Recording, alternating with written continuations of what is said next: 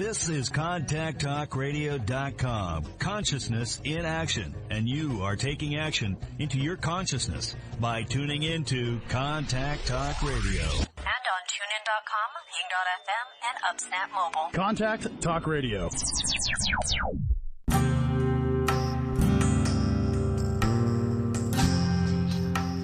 Welcome to Spiritual Psychic with Sara Wiseman, where you'll learn how to unlock the secrets of spiritual intuition and your own psychic gifts. Here's Sara.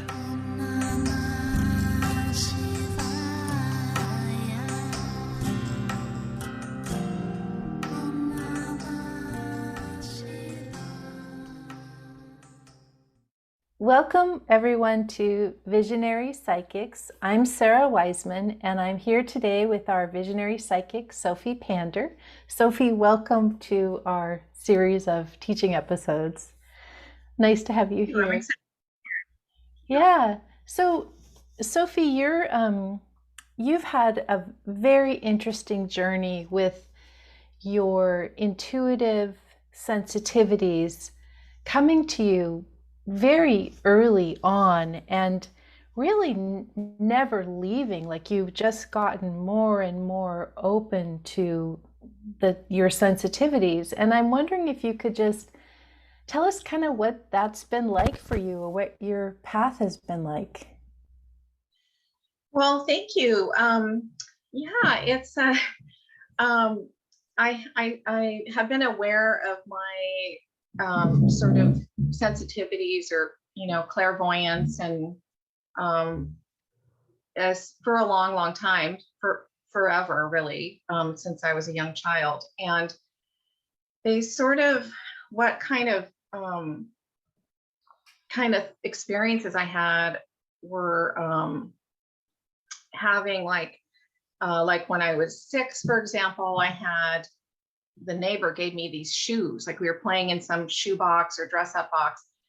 And I put these shoes on and I felt really like I felt the life of this family in my whole being for days. And I felt kind of sick to my stomach. Like it was my first experience of really going into somebody else's energy and just like seeing their life.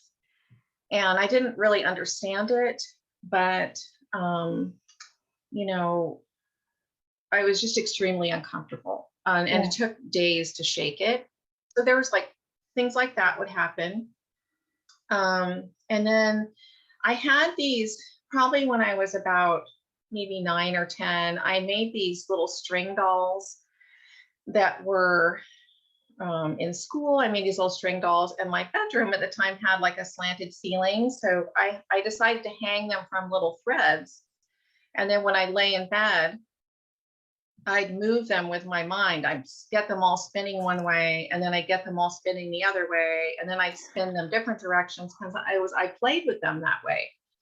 And I didn't see that there was anything unusual about that. And I felt like it was easy, and it didn't seem like a big deal. And then it was the 70s, and at the time Uri Geller was on the news bending spoons. Right. And I remember my mom and another family friend said, "It's impossible.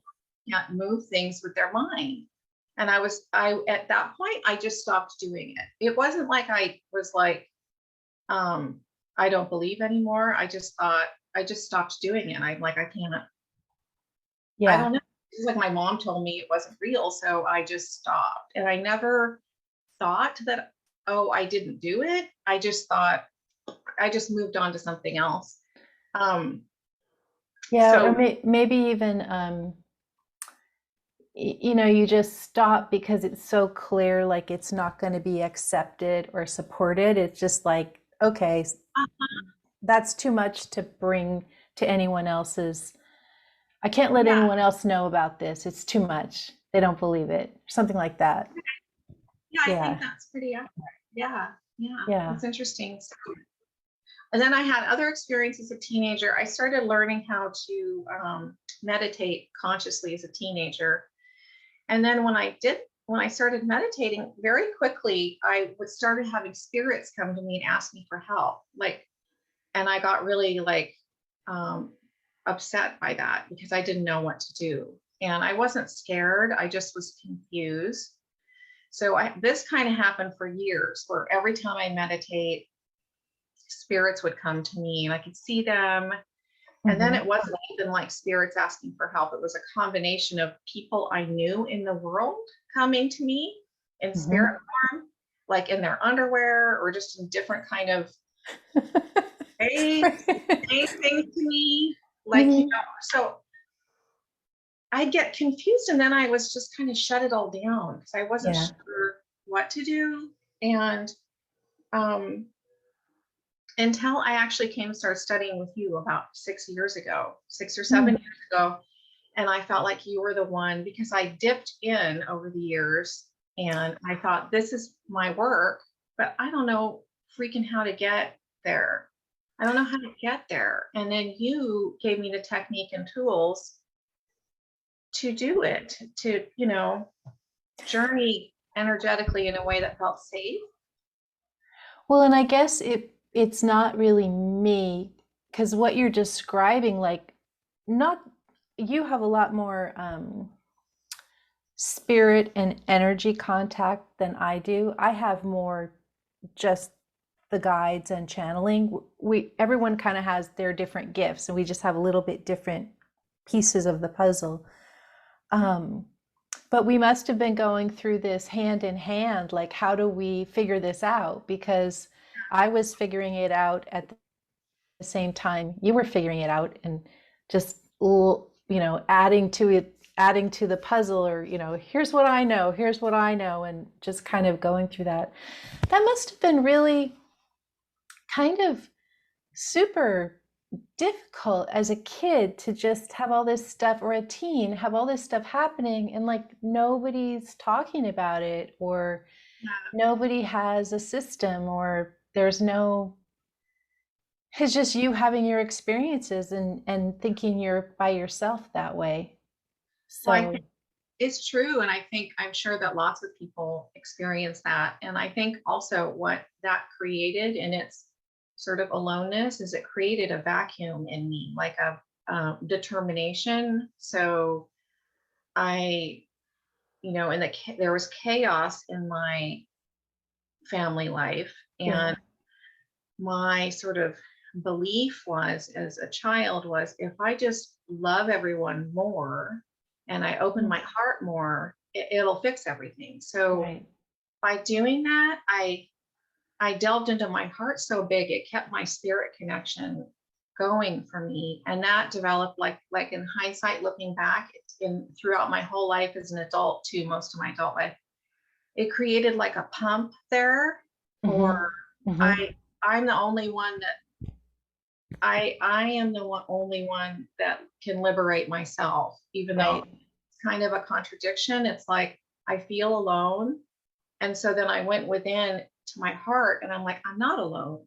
Yes, right. Like, it was like being connected to the whole, but I kind of was forced in a way through my life experiences from childhood to, you know, from difficult experiences to go within. And so in a way, I can see how that was a really great gift. But in the time, there were things that felt like nightmares. In the time, it was really hard. But now you've come through all of that experience, which makes, and lots of us have been through different variations of this earlier or later chaos. And so here we are now, and this gives us a lot of compassion and understanding for people who are, you know, kind of moving through that stuff themselves, either the earlier chaos or the psychic stuff, or both. Sometimes it's hand in hand.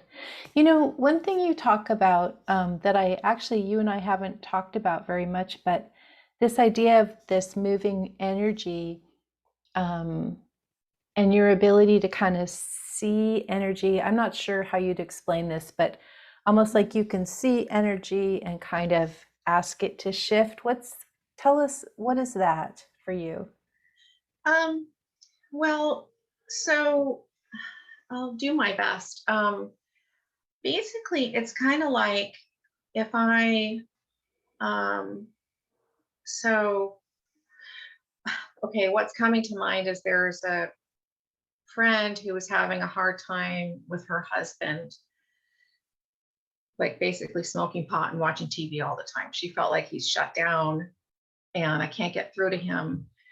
So I looked at the energy of what's happening with him. And then I sort of look at the different dimensional layers. I can see the different layers, and I can see, I hope this makes sense. There's a past life involved. So I'd helped connect the belief that came from that past life into him now. And then on a soul level, I went and had a conversation with him. And I said, because I could see the misbelief from that past life. And so it was carrying over. So I went into the spirit, the energy field now. And it's just like we're sitting together. To me, it's the same as if you and I sitting here. And I had a conversation with him, and I'm like, this person loves you. Things have changed. She is completely devoted to you. You can believe this. And then so we have this, and I can see their resistance, and then I can see them start opening. So, so in that way, I've helped shift the energy. And also, I feel like I can bring in, but I don't really do this that much because I'm very careful with it. I feel like I could bring different things into the equation. I could be like, oh, here is a bouquet of flowers, whatever. Or like I could move things in there, but I don't move things because I don't think that's safe. So I could help with the flow of energy with this person. Like, okay, we're going to send light to your situation with you. Like, it's like I'm literally sitting with him in front of me and going, okay, we're going to move some light through your situation. So does that make sense? Absolutely. Yeah. So you're working, you and the person, I would put it like you're working in a different dimensional level where you can access the past life and the soul lesson and I'm just putting it into words that I would use. And you could have soul to soul communication with them, which is astounding. And then this next part of bringing in other elements, I would wonder if, like, I always find the guides bring the other elements when I'm show me the other elements the person needs. And I would think as long as you have your guide there or like a higher being or higher essence telling you like, bring in the flowers or bring in the, shamrocks. I don't even know, whatever the thing is that person needs. Well, I mean, that's a good point that I can just ask the guide, what can I help? What would help this person? And they would show me. Imagine. I think once when I was younger, I removed something from somebody with not knowing. And that person came just because I didn't know what I was looking at. So I thought, I'm going to take that off of this person. Yes. And the person was quite upset about that. We were in our early 20s, but they came to me and said, we talked about it, so it was okay. But then I realized never remove anything. So that's kind of what I mean by moving stuff. Like I just am very careful and respectful of what's there. So. Yeah, it's like you're very respectful of the idea that like just because we can see the soul lesson doesn't mean we should remove it, because maybe that's the most important thing for that person to be working on right now, that's going to benefit them. Yeah, and also things in the field. Like I could if you see something in the field, like an orange or something, you're just leave it there. Right. Guide them to open it up themselves. So that's what I do is I help them. I work a plan I discuss with them through the guides how we can heal that part of their field. Yeah. Do you find that, like I've been noticing lately, like the synchronicities in my life or maybe are so, like I'll think of someone and then I'll get an email from them, or I'll be looking at something from the past and then that person will contact me. Is that a pretty active part of your experience too, that idea of things overlapping a lot?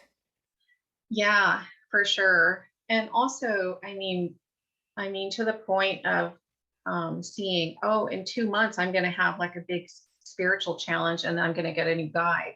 Like I Mm, just, I yeah, just knew that, you know.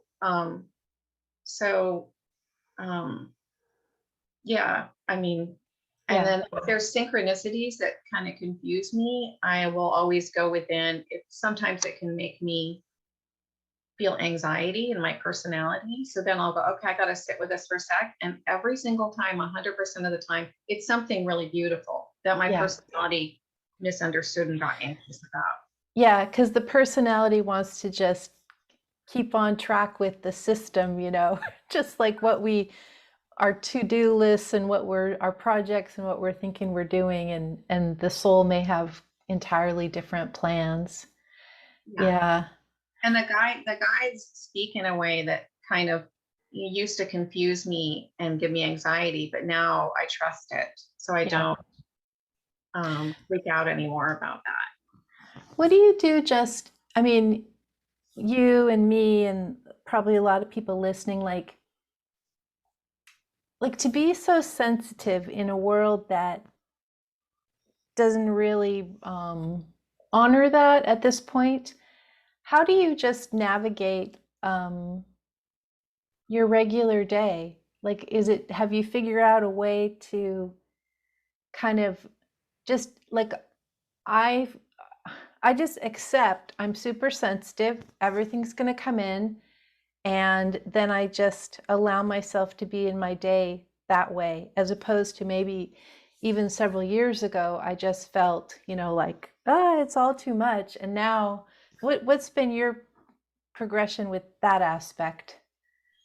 Um, so basically I I see I I just open my heart. Yeah. So I go through my heart basically. And if I start getting overwhelmed, I sit with myself and I imagine that I just plopped on, I was in a completely evolved soul and I just plopped into my life and somehow it just clears everything for me. Hmm. And then with that clearing, it just opens my heart and I just feel kind of like anything weird just kind of doesn't stick to me. And I Yeah. also just feel very loving and happy towards the people that I feel like around me, but I feel like I'm not detached, but I kind of feel that literally like I've just risen above anything that could bother me. So there's that in being in the world. And then I do, it is a lot of work to feel clear. So Yeah. I really have to do a lot of work. It's part of my life that I walk in the woods and Hmm. I bathe in Epsom salts and I meditate every single day, or I would be I get really unhappy because I Yeah. get too much stuck, too much in. And that is to say, even too, about like it's about positive life. It's not, just so people don't misunderstand, it's not about negative stuff necessarily. It's just about seeing and feeling everything. Yeah. It goes in you. And so like every day I clear it out. And I also find that I need to spend time alone and not talking. So, Yeah, absolutely. I agree with all of those. I just had this image of, we're like being these empathic little sponges, and then like with a sponge, you have to like take it and rinse it and squeeze it out and kind of just clear it. And that's sort of what we have to do with the taking in everything, in every single moment. yeah, I wish the world was different in that it would sort of consciously respected that part of humans, because I think that if a lot of humans, I am driven to help people, and I want to help people move from inner chaos back to their inner freedom that is their birth. Yeah. It's my goal with everybody I work with. And Yeah. it would be nice if we had our society honored that a little more, like just quieted everything down. Let it be okay that someone needs to go sit alone for 15 minutes instead of thinking that they're weird. It would be nice, Right. you know. Yeah, I was watching this, I don't know, Swedish movie or something, I don't know, and they had a little in the movie they had this privacy chair, and I just remember thinking, "Oh, I want I want the privacy chair because my household's pretty busy, and like you said, that stillness and privacy is so lovely just to go in." Um, when you look at yourself, this will be our last question, I think. When you look at yourself in 20 years, how, like, I'm just hoping that I can get